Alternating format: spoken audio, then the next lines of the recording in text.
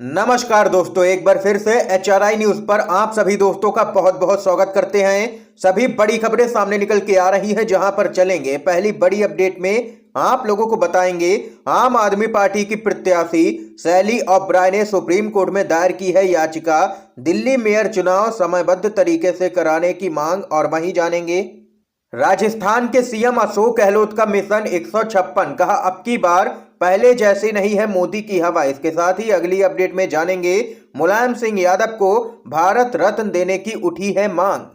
इसके साथ ही भारत जोड़ो यात्रा से भी अपडेट आ रही है और दूसरी तरफ त्रिपुरा विधानसभा चुनाव से भी बड़ी खबर है, जहां पर माकपा और कांग्रेस के गठबंधन ने भाजपा पर बढ़त बना ली है।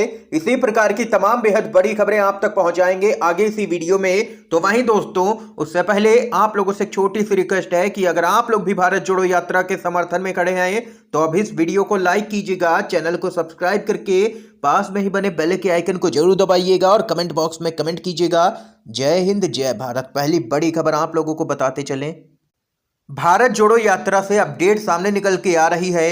2 दिनों से रुकी हुई भारत जोड़ो यात्रा आज से एक बार फिर से शुरू हो चुकी है और यात्रा लगातार भारी समर्थन के साथ में अपने अंतिम पड़ाव की तरफ बढ़ रही है। इसके साथ ही अगली अपडेट की तरफ बढ़ते हैं।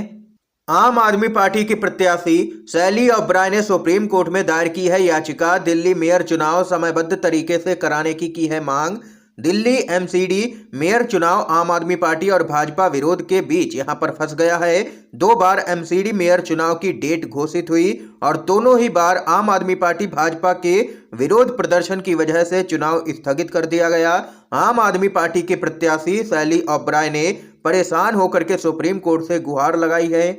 बताते चले, उन्होंने एक याचिका दाखिल की है जिसमें मांग की गई है कि सुप्रीम कोर्ट मेयर का चुनाव समयबद्ध तरीके से कराने का आदेश जारी करे और ऐसी उम्मीद है कि सुप्रीम कोर्ट यहां पर आज मामले की सुनवाई कर सकता है। दिल्ली नगर निगम मेयर चुनाव के लिए पहले 6 जनवरी और फिर 24 जनवरी को सदन में हंगामा हुआ था।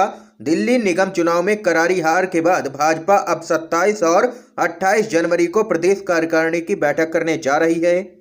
बताते चले, एमसीडी चुनाव में आम आदमी पार्टी के पास में स्पष्ट बहुमत है और आम आदमी पार्टी का मेयर बनना भी तय है, लेकिन यहां पर मेयर के चुनाव में भाजपा लगातार अड़ंगा लगा रही है, जिसके कारण अब यहां पर आम आदमी पार्टी की तरफ से मेयर पद की प्रत्याशी शैली ओबराय पहुंची है सुप्रीम कोर्ट में। एक और बड़ी खबर बताते चलें, मुलायम सिंह यादव को भारत रत्न देने की मांग उठी है। सपा के नेता बोले, पद्म विभूषण उनके कद का मजाक। खबर बताते चलें, देश के पूर्व रक्षा मंत्री व यूपी के पूर्व मुख्यमंत्री दिवंगत मुलायम सिंह यादव को देश के दूसरे सर्वोच्च नागरिक सम्मान पद्म विभूषण के लिए चुना गया, लेकिन समाजवादी पार्टी के नेताओं को यह पसंद नहीं आया। अब वे यहां पर भारत रत्न देने की मांग कर रहे हैं उनको। इस साल देश के सर्वोच्च नागरिक सम्मान भारत रत्न के लिए किसी नाम की घोषणा नहीं की गई है। बताते चले, समाजवादी पार्टी के विधान परिषद सदस्य स्वामी प्रसाद मौर्य ने आरोप लगाया है कि पद्म विभूषण देकर के मुलायम सिंह यादव के योगदान का उपहास किया गया है। मौर्य ने उन्हें भारत रत्न से सम्मानित करने की मांग की है। इसके साथ ही एक और अपडेट की तरफ बढ़ते हैं। राजस्थान के सीएम अशोक गहलोत का मिशन 156, कहा अब की बार पहले जैसी नहीं है मोदी की हवा। खबर बताते चले, राजस्थान विधानसभा के चुनाव में अब 1 साल से भी कम का समय बचा हुआ है। सत्तारूढ़ दल कांग्रेस और विपक्षी चुनावी मोड में भी आ चुके हैं। इसी कड़ी में मुख्यमंत्री अशोक गहलोत ने पार्टी नेताओं और कार्यकर्ताओं से मिशन 156 का आह्वान किया है। सीएम ने कहा है कि उनकी पार्टी पहले भी 1998 में 156 सीटें लेकर के आई थी, लिहाजा अब की बार भी उन्होंने मिशन 156 पर काम करना शुरू कर दिया है। सीएम अशोक गहलोत ने आगे कहा है कि अब की बार जनता कांग्रेस पार्टी के साथ है। उन्होंने कहा है कि साल 2014 में भले ही मोदी की हवा चल पड़ी हो, लेकिन इस बार मोदी जी के समर्थन में पहले जैसी हवा नहीं है। और इसके साथ ही सीएम गहलोत का कहना है कि जनता की मांग है कि कांग्रेस की सरकार रिपीट हो। ये यहां पर अपडेट आई राजस्थान से। एक और बड़ी खबर जान लेते हैं। त्रिपुरा विधानसभा चुनाव से अपडेट आ रही है। माकपा ने 43 सीटों पर उम्मीदवारों की घोषणा कर दी है। 13 पर कांग्रेस लड़ेगी विधानसभा का चुनाव। त्रिपुरा की मुख्य विपक्षी पार्टी माकपा ने 43 सीटों पर उम्मीदवार की घोषणा की है और 13 सीटें कांग्रेस के लिए आरक्षित रखी है। एक संवाददाता सम्मेलन को संबोधित करते हुए वाम मोर्चा के संयोजक नारायण कार ने कहा है कि हमारा मुख्य उद्देश्य भाजपा को सत्ता से बेदखल करना है। उन्होंने आगे कहा है कि हम एक ही बैनर के तले आए थे, सिर्फ बीजेपी को बाहर करने और पार्टी को राज्य से बाहर करने के लिए। हमने सभी भाजपा विरोधी, धर्मनिरपेक्ष और लोकतांत्रिक ताकतों से अपील की है कि वे भगवा पार्टी को हटाने के लिए एक साथ आएं। जानकारी के लिए दोस्तों बताते चले, इस बार इन 60 सीटों में से 43 सीटों पर माकपा, 13 पर कांग्रेस, 1 पर भाकपा, 1 सीट पर आरएसपी और 1 पर फॉरवर्ड ब्लॉक, जबकि 1 सीट पर एक उम्मीदवार निर्दलीय चुनाव लड़ेगा।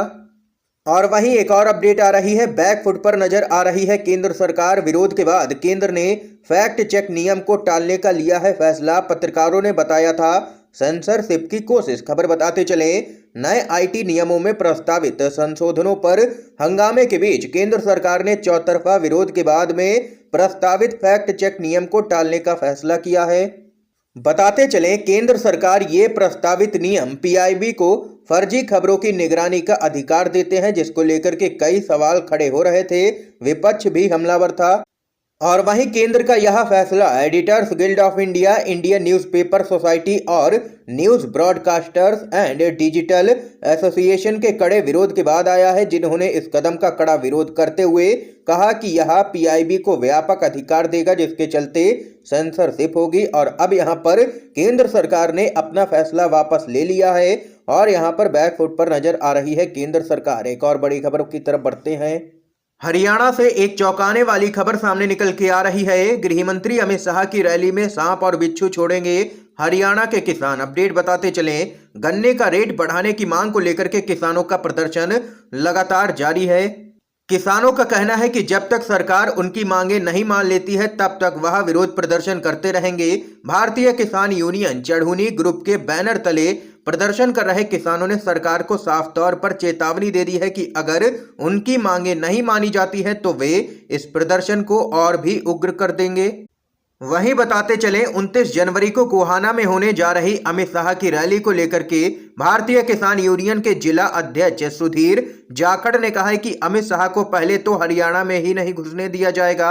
अगर वह किसी तरह भी रैली स्थल पर पहुंच गए तो उन्होंने उसके लिए भी रणनीति तैयार कर ली है। उन्होंने कहा है कि सपेरा पार्टी और गोवा से सांप और बिच्छू को उन्होंने मंगवाया है, जिसे वह अमित शाह की रैली में छोड़ेंगे। ये कहना है किसानों का। हरियाणा में अमित शाह की रैली को लेकर के सुधीर जाखड़ ने कहा है कि किसी भी शर्त पर यह रैली सफल नहीं होने दी जाएगी।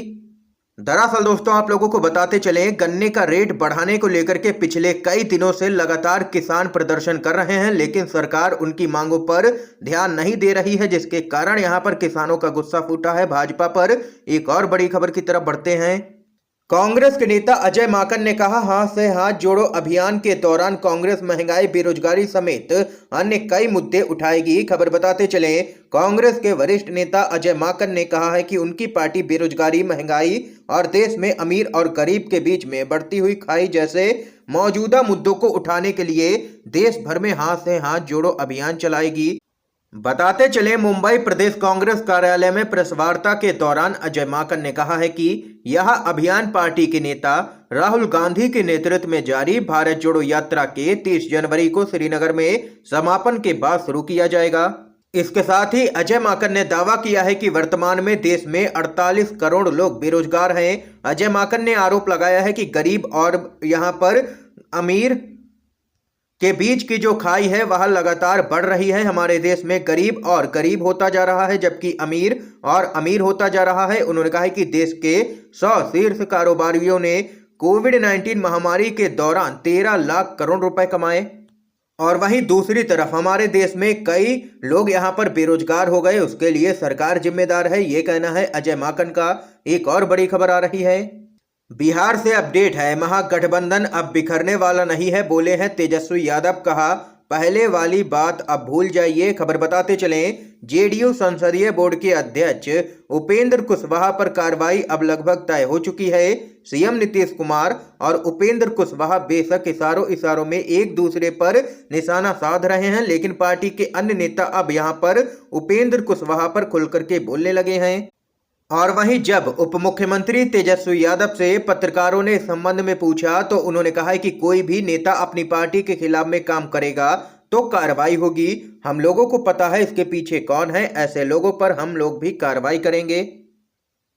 इसके साथ ही तेजस्वी यादव से जब पूछा गया कि ऐसे मुद्दों से बिहार में गठबंधन प्रभावित होगा या नहीं, तो आरजेडी के नेता तेजस्वी यादव ने कहा है कि महागठबंधन को लेकर के जो लोग एक यहां पर नैरेटिव सेट करने में लगे हैं, लेकिन अब उनको सफलता नहीं मिलेगी। अब पहले वाली बात नहीं है कि कोई कुछ कहेगा और हम बिखर जाएंगे।